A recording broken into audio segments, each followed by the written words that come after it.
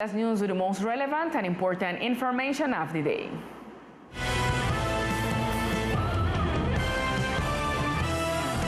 In the afternoon, dozens of members of the Raizal community gathered to march and make some demands to the departmental and national government. Today, a march was held by different members of the Raizal community to demand immediate and timely responses to issues that affect the population, among which are violation of human rights of people affected by Hurricane Eta and Iota, and the temporary status for the protection of Venezuelan migrants. We have several situations that is affecting our island, our archipelago. Number one, the overpopulation that we have. Beside that, the Decree 216, where the national government established like a Estatuto de Protección for the Venezuelan people and come in the island. We know that then they come in, but we don't know if then they go back out. Number two, the reconstruction and reparation of the houses them here in San Andres. Is about 8% of what they advance and not advance, absolutely no. It's more than 2,500 houses that they're not fixed after a year. So what we're noticing is that there is no will from the government because the resources is there. And three, the threat where they met to our Raizal leaders them. Nosotros nos encontramos marchando. We are marching because the national government, as historically has been happening, always implements rules and laws to govern at the national level without taking into account our special situation with special conditions. We know that San Andres belongs to Colombia, but not all of Colombia fits in San Andres Islands, and much less to bring foreigners to live here to usurp our rights. In response to this doubt and disagreements, the director of the OCRE, Oswaldo Madariaga, stated that he shares the concern of the Raizal community regarding the protection status of Venezuelan migrants. In short, the ignorance of the state, not taking into account the archipelago department, leads them not to make exceptions in the policies that take as a territory. Today, we are facing the decree that was implemented by the President of the Republic at the beginning of the year. The Statute of Protection of Venezuelans, which is nothing more than allowing Venezuelans and some foreigners the possibility to transit through the department, through the territory, and we know that our territory is part of the whole Colombian territory. The director stated that in principle it was understood in this way. However, in our department, the government came to share the status but not to demand its implementation. The protesters then started and sit-in at the departmental government facilities awaiting a response from the departmental administration.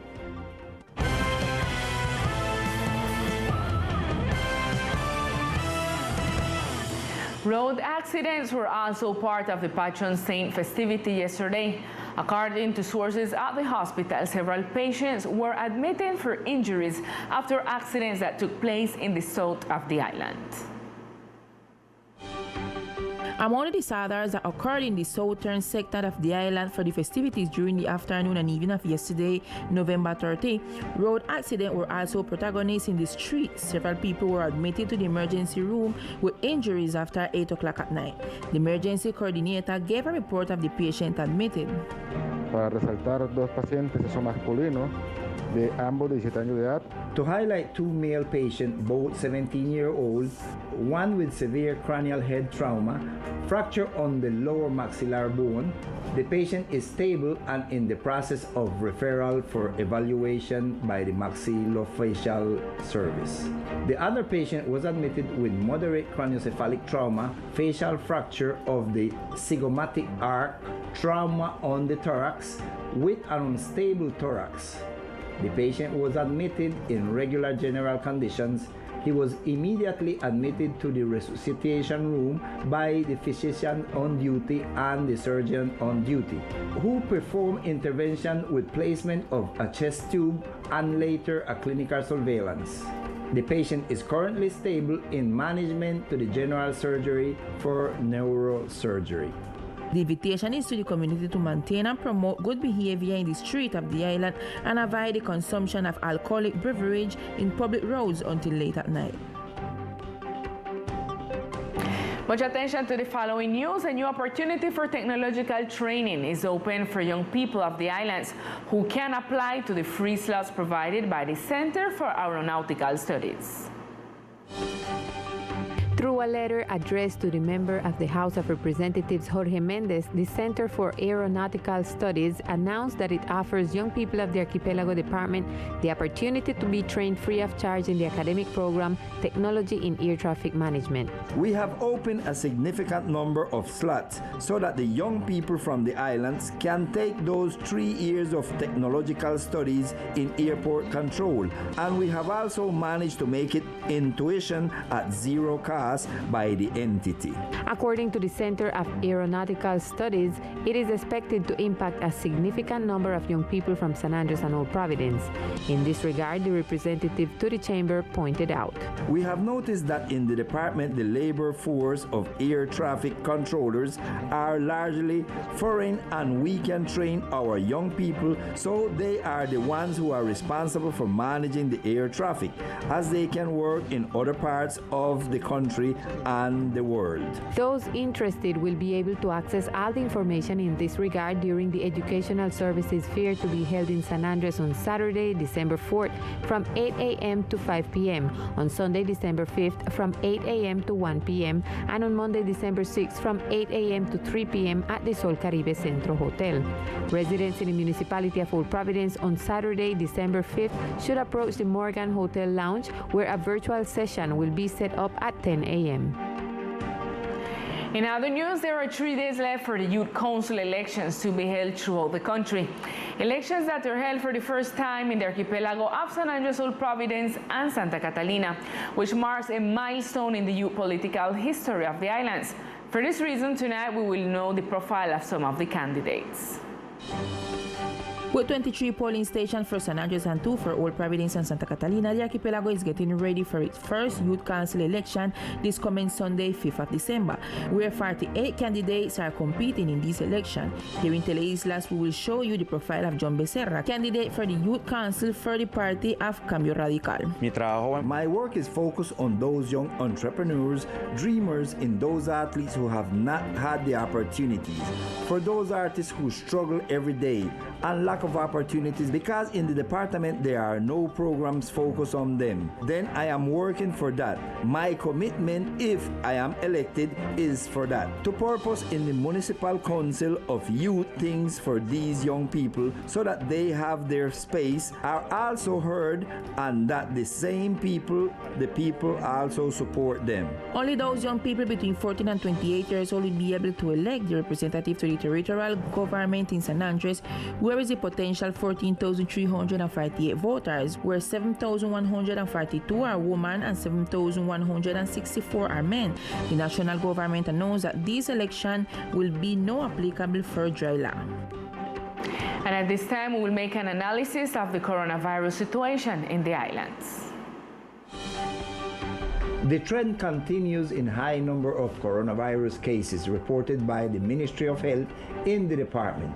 On this occasion, and for today, Wednesday, December the 1st, 17 new cases of COVID-19 were reported, bringing to a total number of cases to 8,112 since the beginning of the coronavirus pandemic on the island.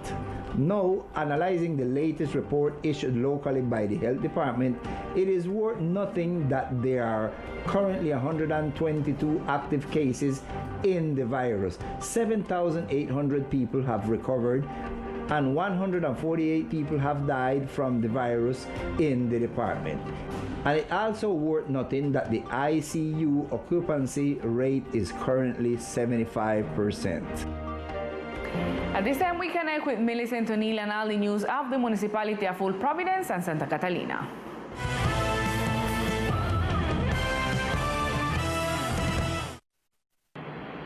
Thank you, Lisa. Good evening to everyone. These are the relevant information from Old Providence and Catalina. Due to the cases of COVID-19 and the Youth Council elections, the mayor announced a curfew starting tonight. New administrative measures will take effect starting tonight. Mayor Jorge Norberto Gari announced through Facebook of a curfew starting at 10 p.m. today until the 10th of December.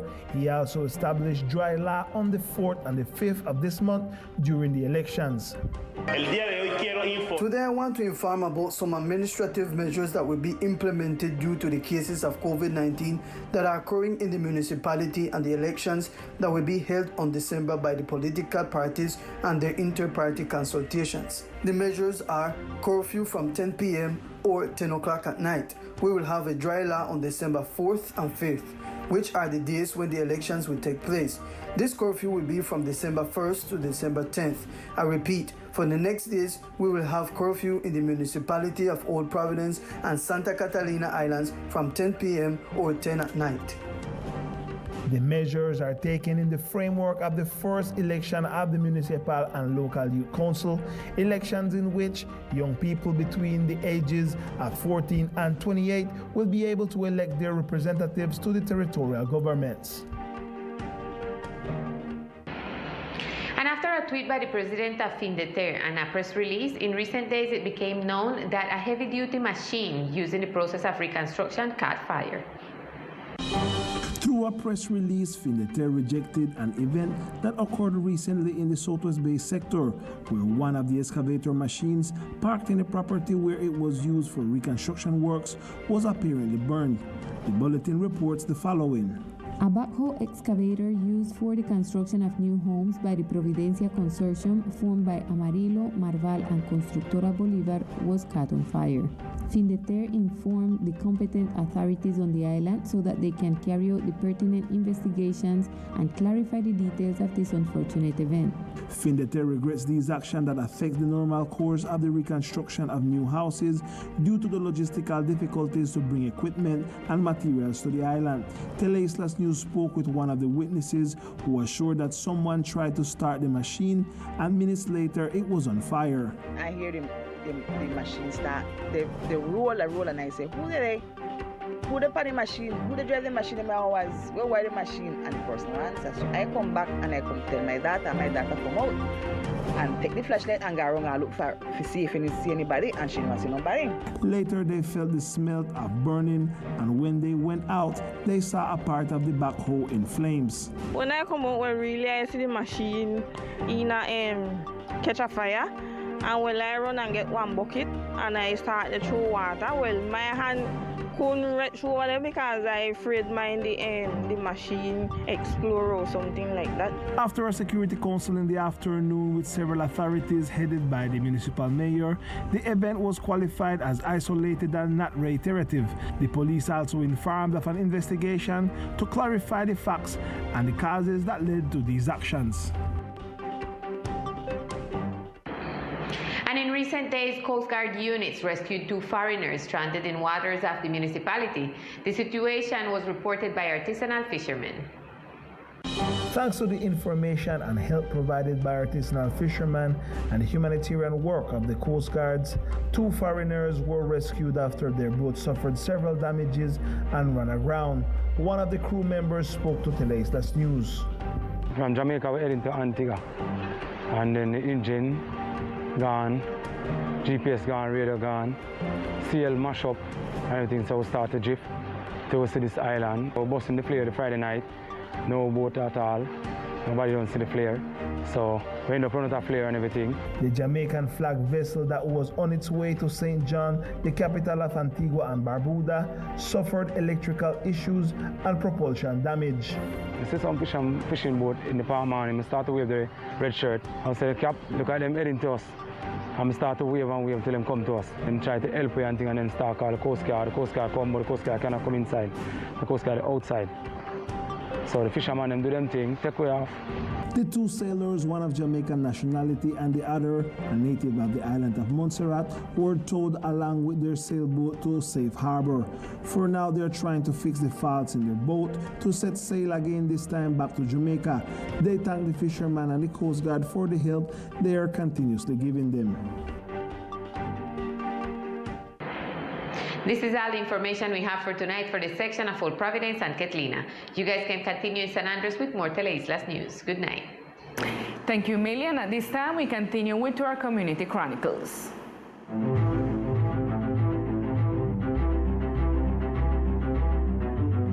Today in the Community Chronicles section, we want to highlight one of the most important jobs on our island.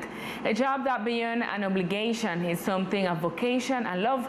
We're talking about the community mothers. Beyond a working relationship, community mothers are women who have dedicated many years of their life to caring for most vulnerable children in the department by vocation. Their daily life is based on the love they give to the children who come into their lives. Candelaria Ballestas has dedicated the last 21 years of her life to caring for the youngest children in her neighborhood. They call her Mamita, without the same blood running through their veins. They do not forget that it was in the house of this woman where they learned to draw their first strokes. I started 21 years ago and I had 3 children at the time, and I was a single mother. I had 2 companions who were community mothers also, and they told me, Candelaria, you should become a community mother so that you can take care of your children and earn something. So I joined the program in the year 2000. When Candelaria is asked about her ability to take care of so many children at the same time, she smiles and says she don't know the answer.